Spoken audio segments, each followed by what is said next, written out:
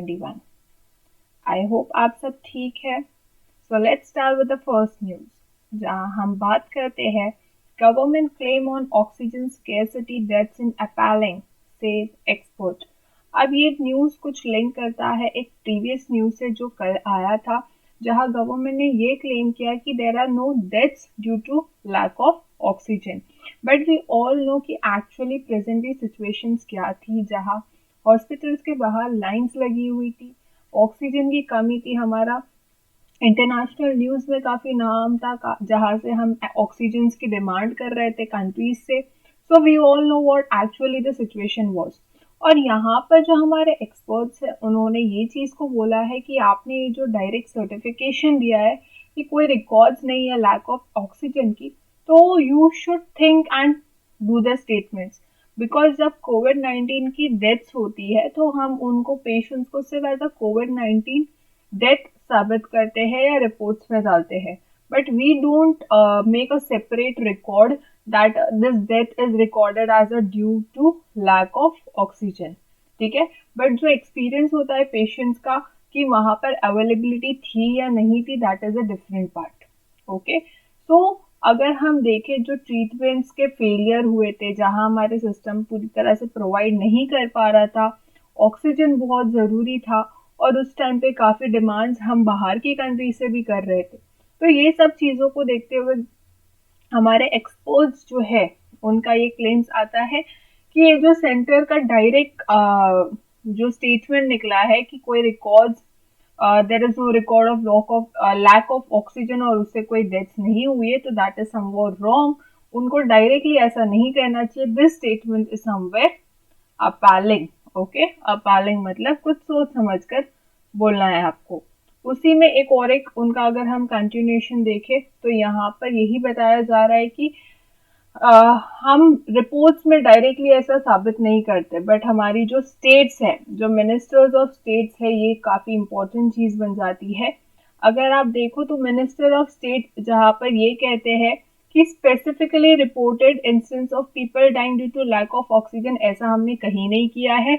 And this includes both government and private hospital have admitted to an oxygen shortage during the second wave, because hospitals चाहे वो government हो चाहे वो private हो, दोनों ने ही काफी डेथ्स देखी है due to lack of oxygen. उसी में हमारे जो तमिलनाडु है, इन्होंने ये कहा है कि not a single person has died due to oxygen shortage in Tamil Nadu. But अगर हम एक्चुअली नोटिस करें, जहां हमारे health minister Subramaniam claim while noting that the state had faced acute shortage in May when daily requirement of oxygen shot up to 230 MT to over 500 MT। But अगर हम doctor से पूछे, जो एक्चुअली डॉक्टर्स वहां काम कर रहे थे, they know the real situation inside the hospital, they were dealing with the patients. और काफी डॉक्टर्स खुद लैक ऑफ ऑक्सीजन की वजह से they have lost their lives.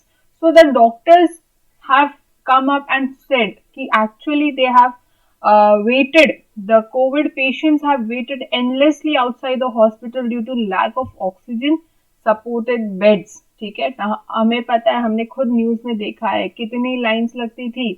Okay, some of them even died while waiting in ambulances, a young doctor who worked in a zero delay ward said। Okay, सो ऐसा claim जो direct centre ने दिया है, that is somewhere wrong. और उसी में ये भी कहा जा रहा है कि we had patients dying due to oxygen shortage during the crisis, ventilators and CPAP machines were not able to deliver the required amount of oxygen. So yes, there was practically a lack of oxygen और उसकी वजह से काफी deaths हुई है।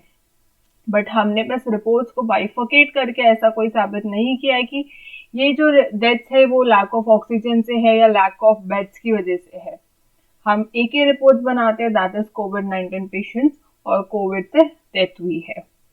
Okay, moving to the next news, जहां हम बात करते हैं again coming up with the same spyware, that is a Pegasus spyware की हम जहां बहुत बात कर रहे हैं, 3-4 दिन से चर्चा चल रही है इसी चीज पर।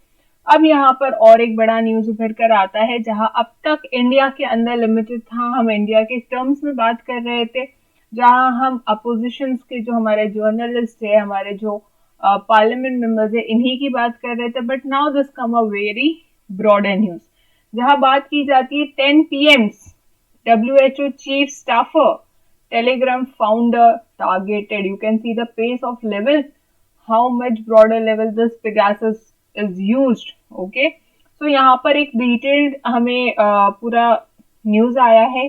एक रिपोर्ट में ये पता चला है कि कौन कौन एक्चुअली टारगेट हो रहा है, जहां आउट ऑफ इंडिया के भी काफी जो PMs और प्रेसिडेंट्स है वो लोग भी इस लिस्ट में इंक्लूडेड है। Okay, if you all see in phone numbers of several sitting heads of government and 7 former PMs were part of a leaked database whose mobiles were targeted by Pegasus spyware. अब अगर हम देखें heads of state who are still in office, तो यहाँ पर इस चीज को आप देख सकते हो कौन कौन इस स्टेट में आता है, that is president of France and all everything. अब यहाँ पर ये भी कहा जा रहा है कि जो नंबर्स कनेक्टेड है with a former staff Tedros Adhanom Ghebreyesus, director general World Health Organisation के। अब यहाँ पर उन्होंने फाउंड किया है कि जो टेलीग्राम मैसेजिंग ऐप है, ठीक है, उनको भी लिस्ट किया जा रहा है with the NSO clients, that is Pegasus।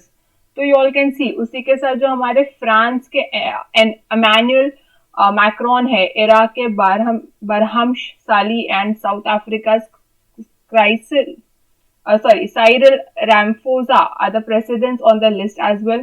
Even Morocco के जो किंग्स है वो भी है, हमारे पाकिस्तान के इमरान खान, इजिप्ट के Mustafa Madbouly and Morocco Saad Eddine. तो ये सारे जो हमारे प्राइम मिनिस्टर्स है, even they are part of it. और उसी के साथ 7 former prime ministers who were added to the list were in the power. So you all can see the level how much it has been used as a security or the illegal way of surveillance at a broader level as well. ठीक है, अब अगर आप formers की बात करो तो यहाँ पूरा लिस्ट दिया हुआ है कौन कौन है, जिसका वायर ने पूरा पब्लिश किया है कि कितने लोगों का नाम आया है और कितना नहीं। उसी में एक जो न्यूज हमारे इंडिया से निकलता है, that is Mamata appeals to Supreme Court. Mamata ji जो है हमारी वेस्ट बंगाल की चीफ मिनिस्टर, उन्होंने सुप्रीम कोर्ट को एक सो मोटो का एप्लीकेशन करने बोला है, जहां पर उन्होंने कहा है कि जो हमारी अपोजिशन पार्टीज है, जो बीजेपी है, इनको कहो या आप इनके अगेंस्ट एक सो मोटो करो, या तो आप सो मोटो से ऐसा कुछ सेटअप करो कि फट आप इस चीज के ऊपर इंक्वायरी या इन्वेस्टिगेशन बैठाओ। बिकॉज ये कहीं ना कहीं हमारी डेमोक्रेसी को हार्म कर रही है, हमारी राइट टू प्राइवेसी को हार्म कर रही है, and there is a need कि इस पर एक इन्वेस्टिगेशन होना चाहिए, इमीडिएट इन्वेस्टिगेशन। और अगर हमारी गवर्नमेंट इसको यूज करे फॉर द सर्विलेंस, तो उनके अगेंस्ट भी एक सो मोटो होना चाहिए। अगेन दिस कम्स, उसमें हमारी जो NSO है, यहाँ पर ये कहा जा रहा है कि NSO ग्रुप इस पर पूरी तरह से इन्वेस्टिगेशंस करेगी कि किस तरह से इसका मिसयूज हो रहा है, जहां हमने इसको बनाया है फॉर द टेररिज्म एक्टिविटीज को ट्रैक करने और कुछ इश्यूज को ट्रैक करने, बट इसका जिस तरह से मिसयूज हो रहा है। So NSO group will continue to investigate all the claims of misuse and take appropriate actions based on the result of investigation.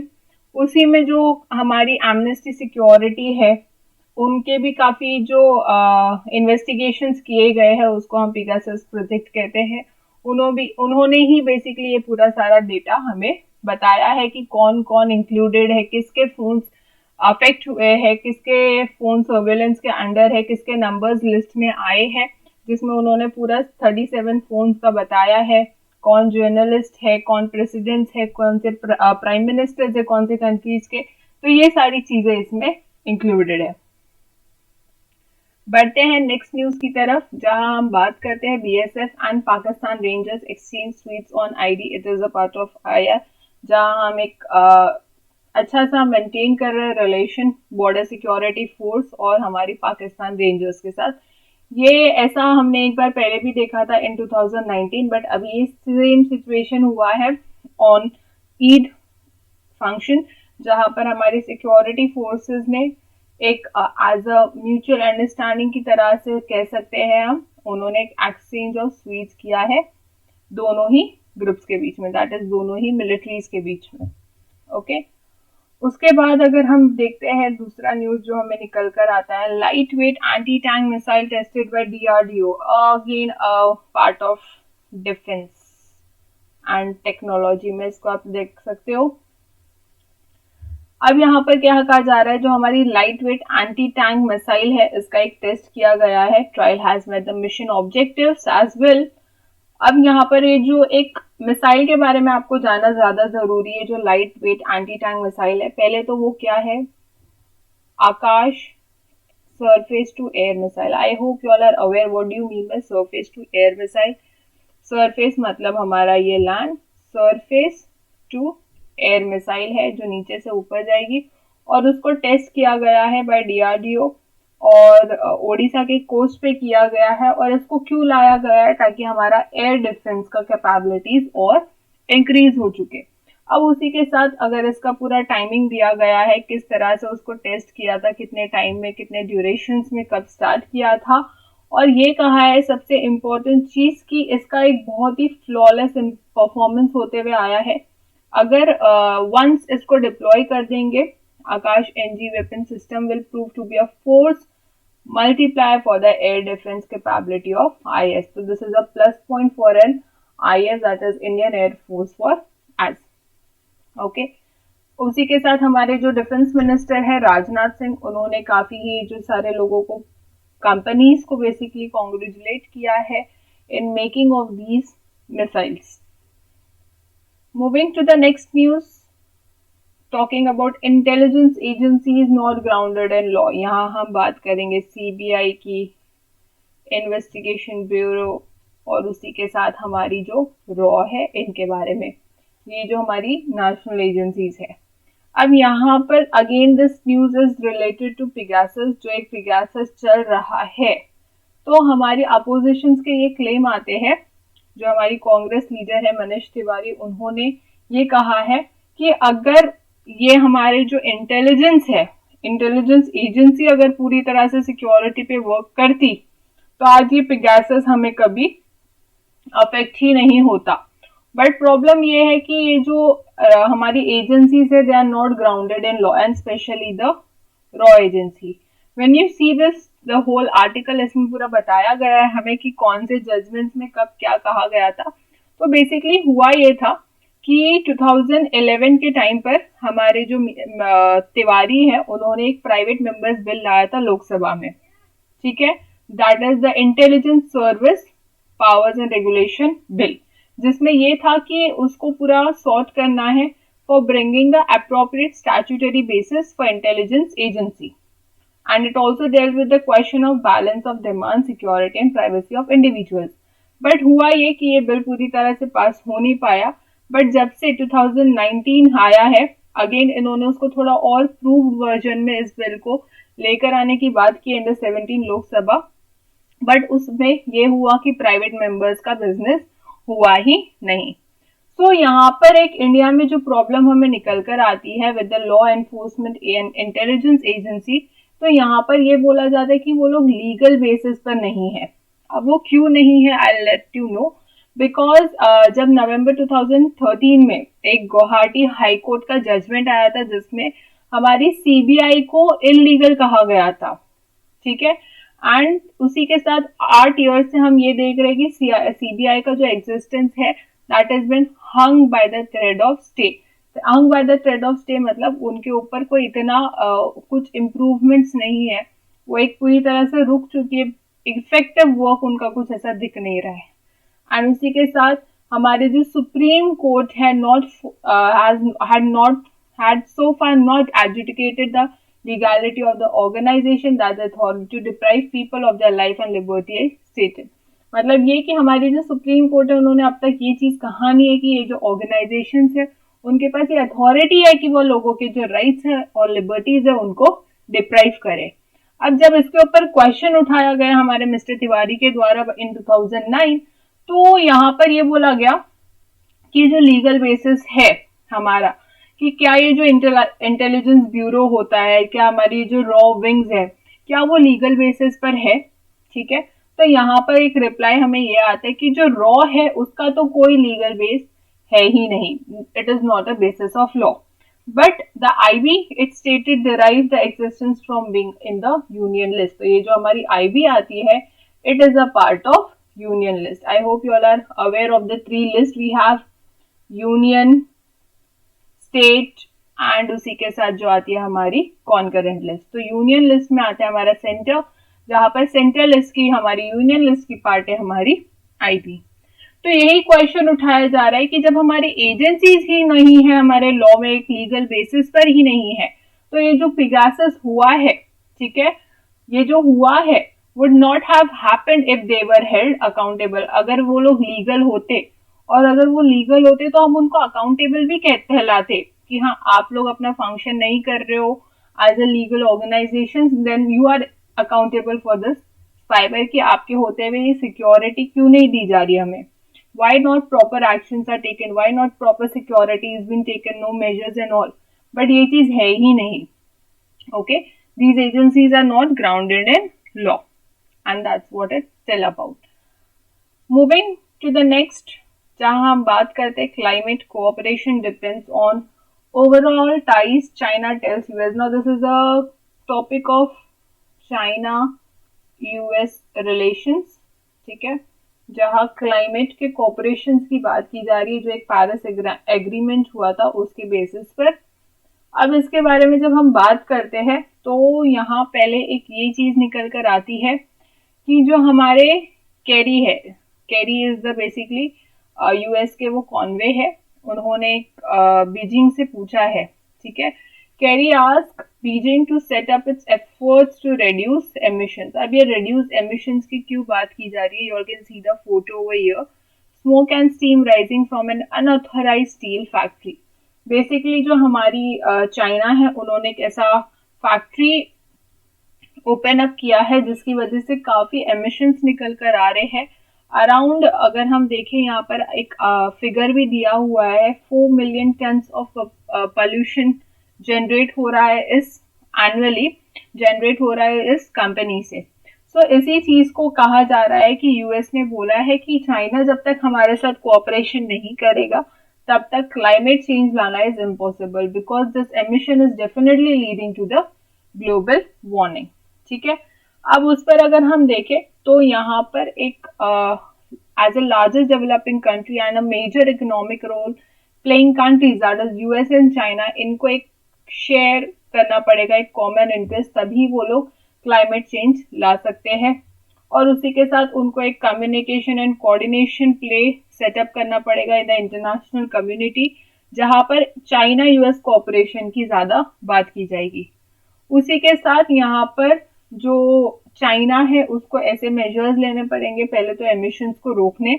अगर चाइना स्टिक होता है अपने करंट प्लान्स को लेकर कि ये एमिशंस बढ़ते ही रहेंगे, तो फिर 2030-35 तक तो there would be the world must go to zero by 2040 और 2035, ऐसा हमारा कहा जा रहा है। बट यही चीज है, जब तक कोई चाइना एक ऑल्टरनेटिव नहीं निकालता है तब तक ये कोऑपरेशन चलेगा नहीं, और तब तक ये क्लाइमेट में कोई चेंज नहीं आएगा। Okay, the first batch of this emission that is 4 billion tons per year, making the market the world's largest in terms of amount of greenhouse gas emission। You all can see the level, how much the climate has been impacted, and आज हम उसके impact देख भी रहे हैं। हमारे India में भी काफी हम इम्पैक्ट देख रहे हैं, that is the melting of glaciers and everything, जहाँ एक क्लाइमेट चेंज आता है। ओके, आज फ्लड्स हो रहे हैं हमारी बॉम्बे में या मुंबई में या महाराष्ट्र या इंडिया की अगर हम बात करें तो it is a part of climate change. Okay, so again, China will strive to peak carbon dioxide emissions by 2030 and achieve carbon neutrality by 2060, he said. China will make the stride from carbon peaking to carbon neutrality within a far shorter period than developed countries। ऐसा इनका strategies है, but again जब तक ये चीजें handle नहीं होगी, there would be nothing to do with the climate change। अब इसी में जो US डिप्लोमेट विजिट किए थे हमारे, उनका ये कहा जाता है this is to be expected to be one of the many issues of agenda later this week when Deputy Secretary of State Wendy Sherman travels to China on July 25, meets Foreign Minister and State Council। अब जब ये visit किए थे तो discussions were part of ongoing US efforts to hold candid exchanges with PRC officials to advance US interests and values and responsibly manage the relationship. मतलब US ने अपना एक स्टेप उठाया है but now it's a part of China. जब तक China cooperate नहीं करेगा it would nothing that could be done. Next news की जब हम बात करते हैं, Taliban and different status during Eid holiday. अब we all know Taliban attack कर रहा है, इन्वेड कर रहा है अफगान के ऊपर. कल ही हमने देखा था उनके प्रेसिडेंशियल पैलेस के सामने एक रॉकेट्स भी आकर गिरे थे. तो इसी चीज के ऊपर जब ईद की हॉलीडे डिक्लेयर की गई, तालिबान ने बोला है अब हम एक सिर्फ डिफेंस स्टेटस में रहेंगे. डिफेंस स्टेटस में रहने का मतलब क्या होता है कि हम अटैक्स नहीं करेंगे, हम सिर्फ अपना जो ट्रूप्स है उसको, मिलिट्रीज को सिर्फ हर जगह रखेंगे बट हम कोई अटैक्स नहीं करेंगे. ठीक है, हम हमारी ट्रूप्स को रखेंगे, हमें कोई फाइट्स वगैरह नहीं करनी है इस ईद के ऊपर. बट हाँ, अगर कोई हम पे हमारे ऊपर फाइट करता है, अगर हम पे कोई अटैक्स हो गए तो definitely will be attacking back. और ये चीजें तब निकल कर आई जब हमारी जो प्रेसिडेंट थे अफगान के, उन्होंने ये कहा था कि ये जो तालिबान है they have no will and intention for peace. ठीक है, with negotiations between the two warring side achieving little. अब जब हमें पता है जब इन्होंने ये चीज रॉकेट फायर किया था उसके बाद ही हमारे अफगान ने ये स्टेटमेंट दिया था, अफगान के प्रेसिडेंट ने. उसी चीज को देखते हुए हमारी जो तालिबान है उन्होंने एक डिफेंस स्टेटस को डिक्लेयर किया है. बट ये सिर्फ एक ईद उल अजहा के हॉलीडेज के लिए, शॉर्ट ड्यूरेशन के लिए ही है. अब लेट्स सी आगे, और अगर तालिबान इसी टेक्निक को अप्लाई करता है तो देयर इज अ चांसेस कि पॉलिटिकल नेगोशिएशन शायद हो सकता है. ओके, उसी के साथ अगर हम देखें तो इनका अटैक इस तरह से हो चुका है इस्लामिक स्टेट ग्रुप्स का कि जो काबुल एरिया है वहां पर बहुत ज्यादा मिशंस हो रहे हैं, डिप्लोमेटिक मिशन, जहां पर एक एन अर्जेंट एंड कहा जा रहा है to the Taliban current offensive. ठीक है, बिकॉज ये लोग बहुत ही ज्यादा वहां पर अटैक और कैप्चरिंग कर रहे हैं. नेक्स्ट न्यूज हम बात करते हैं, Russia supplying military equipments to Myanmar. Now when this news comes up, the Myanmar जो इंडिया का एक तरह से नेबरिंग कंट्री में आता है, म्यांमार पर बेसिकली अभी लग चुका है military rule. Okay, and we know जब मिलिट्री रूल लगता है, और मिलिट्री रूल क्यों लगा है, बिकॉज यहाँ की मिलिट्री नहीं चाहती है कि जो डेमोक्रेसी है वो पूरी तरह से म्यांमार में प्रिवेल करे. They don't want the democracy to prevail in Myanmar and इस वजह से मिलिट्री रूल लगाया गया है. अब जब मिलिट्री रूल लगाया गया तो हमारी जो यूएन है उनका एक स्टेटमेंट आता है कि जो एशियन की कंट्रीज है, ओके, वो लोग उनको कुछ हेल्प करें. किसको? म्यांमार को. तो उसी के साथ जो हमारी रशिया आती है, रशिया ने अपना मिलिट्री सप्लाई किया है to the Myanmar, not to the military rule but to the Myanmar government. उनको काफी एक कोऑपरेटिंग की तरह से उन्होंने मिलिट्रीज को सप्लाई किया है, जिसमें उन्होंने एयरक्राफ्ट भेजे हैं, इंटरफैक्स न्यूज एजेंसीज को दिया है, और उसी के साथ arm Russian states arm trader Rosoboronexport आज सेइंग ऑन वेडनेसडे. अब ये रोसोब्रोनेक्स एक्सपोर्ट क्या है मैं आपको बताती हूँ. बेसिकली ये एक ऐसी एजेंसी है जो बहुत ही एक की कस्टमर है, आप ऐसा कह सकते हो. That is Myanmar is one of the Rosoboronexport's keys customer in South East Asia and a key partner of Rostec. Rostec मतलब Russia state aerospace and defence conglomerate. ठीक है, बेसिकली ये करती क्या है, रशिया को बहुत ही ज्यादा सपोर्ट करती है for the aerospace and defence के लिए, एंड इस वजह से रशिया ने एक कॉपरेशन दिखाने के लिए उनको मिलिट्री इक्विपमेंट सप्लाई किया है. इन दोनों का अगर हम टाइज देखें, रशिया और म्यांमार का रिलेशंस की जब हम बात करते हैं, रशिया म्यांमार रिलेशंस, तो it is comparatively very good और अभी काफी सालों में बढ़ भी चुका है, with Moscow also providing training and university scholarships to thousands of soldiers as well as selling arms to military blacklisted by several Western countries. तो इनका अगर हम देखें तो काफी ज्यादा रिलेशन इंक्रीज हुआ है। रशिया एज अ कोऑपरेशन उनके लिए काम भी कर रही है, बिकॉज उन्होंने उनके लिए हमेशा से in terms of aerospace and defence वगैरह में उनके लिए एक मेजर पार्टनर की तरह काम किया है। नेक्स्ट न्यूज अगर हम देखें तो it's about India sign 26 pacts to fight drug menace। Now this is a important news.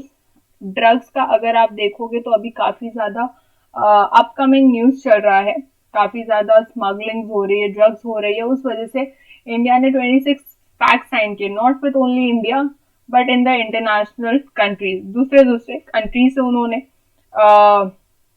Pact sign किए ड्यू टू सिक्योरिटी कॉपरेशन, ताकि वो क्या कर सके, illicit trafficking of narcotic drugs and psychopathic substances को कम्बैट कर सके। ठीक है, और उसी के साथ जो हमारा नार्कोटिक्स कंट्रोल ब्यूरो है, उन्होंने भी इसके साथ कोऑर्डिनेट किया है with various international organisation for sharing information and intelligence to combat transnational drug trafficking. जो एक कंट्री से दूसरे कंट्री में ड्रग्स का ट्रांसनेशनल ट्रैफिकिंग हो रहा है, उसका वो लोग पूरी तरह से इंफॉर्मेशन वगैरह शेयर करेंगे with the Narcotics Control Bureau with the different countries।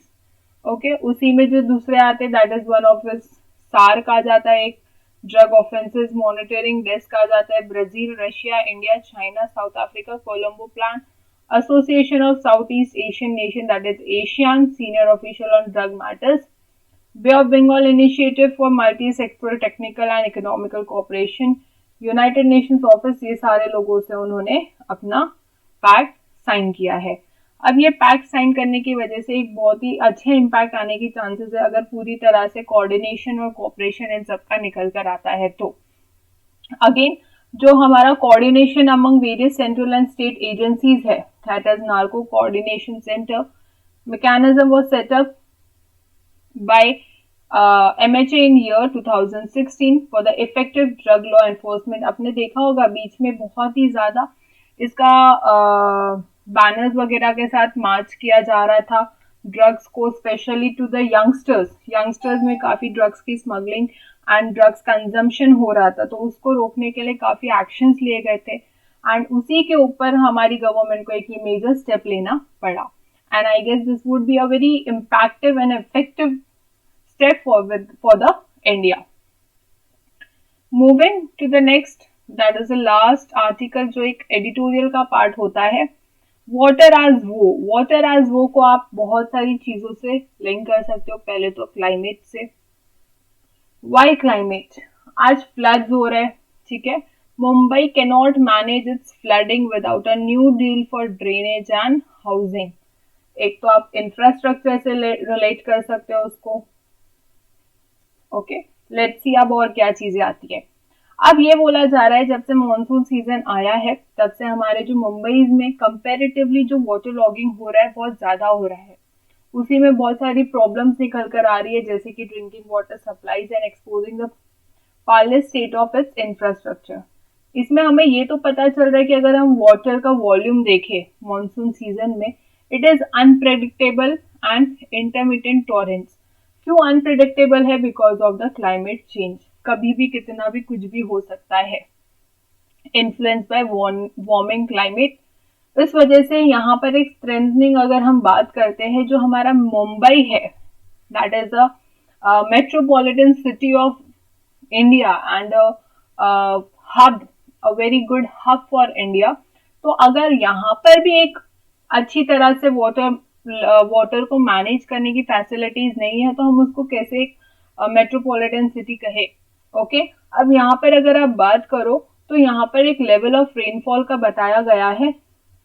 ये बताया गया है कि Mumbai recorded a staggering level of rainfall in 1 week from July 13 ranging from 628 mm in Mahalakshmi to 958.5 mm in Santa Cruz, and later experiencing a peak of 234.9 mm on July 18. So you can see how it is fluctuating. कभी 600s में था, कभी 900s में, कभी 200s में. It has been fluctuating, and that is very much unpredictable for us. Okay. उसी में एक जो इम्पोर्टेंट आता है लैंडस्लाइड जो हुए हैं, हमारे स्लम हाउसेस क्रश किए गए इन द चेंबूर, उसी में काफी डेथ्स हुई है। तो ये सब चीजें देखकर जो हमारी सिटी का एक प्राइड था कि हम एक बहुत, Mumbai is a pride for India और महाराष्ट्र, वो एक तरह से बहुत ही हार्नेस और अफेक्ट हो चुका है। अब उसी में जो हमारा second year of Covid pandemic आया था, उसमें और सिचुएशंस वर्स हुई थी हमारी। हमारे जो monsoon malady poses a double jeopardy adding to the economic misery. Definitely Mumbai में भी लोग अनएम्प्लॉयमेंट रेट्स बढ़ा रहा था, जॉब्स नहीं मिल रही है लोगों को यहाँ पर। उसी में जो लोग living in hovels in suburban in in suburban landslides prone to locations, यहाँ पर लोगों की काफी वल्नरेबल सिचुएशंस दिख रही थी हमें। एंड जो उनका प्री एमिनेंट फाइनेंशियल मेट्रोपोलिस जिसको हम कहते हैं, तो क्या अब इसको keeping the Mumbai as the country's preeminent financial metropolis is a point of question. Okay, so this flood has led to a very damage of infrastructure. जब हम बात करते हैं जो हमारे डैम्स वगैरह है जो एक मेजर रोल प्ले करते हैं हमारे लिए, वो डैम्स भी आप उनको डैम्स को भी पूरी तरह से हमें री इंस्ट्रक्ट या री कंस्ट्रक्ट करने की हमें जरूरत है, बिकॉज उनका जो ड्रेनेज सिस्टम है पूरी तरह से नहीं चल रहा है। उसी को देखते हुए हमें ये रिपोर्ट्स आई कि जो मुंबई एंड चेन्नई है 2005 एंड 2015 में, उन्होंने बहुत ही एक उस टाइम पर एक मेजर प्लान देखा था by the national disaster management authority, जहां पर उन्होंने पहले तो स्टेप लिया था फॉर द वाटर ड्रेनेज, और उसके बाद जो ministry of house and urban affairs है दोनों ने साथ में किया था। बट अभी सेम सिचुएशन निकल कर आती कि अब हमें महाराष्ट्र गवर्नमेंट को फिर से इस पर काम करने की जरूरत है। There is a need to clear the air of the follow up to these other experts recommendations, जहां हमें जो एक बिग सिटीज का जो हम नाम देते हैं उसमें काफी वाटर डिजास्टर्स या वेदर डिजास्टर्स को मैनेज करने की जरूरत है। जो एक टाइम पे हुआ था हमारा by the national disaster management authority, वो एक पूरी तरह से कह सकते हैं कि इतना इफेक्टिव उस टाइम पे जितना रहा होगा अभी तो नहीं दिख रहा है हमें।